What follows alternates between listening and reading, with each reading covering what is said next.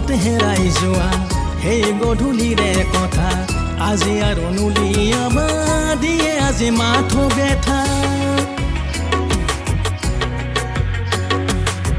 কৰবাত হেৰাই যোৱা সেই গধূলিৰে কথা আজি আৰু নুলিয়াবা দিয়ে আজি মাথো বেথা মৰমে উপচি পৰা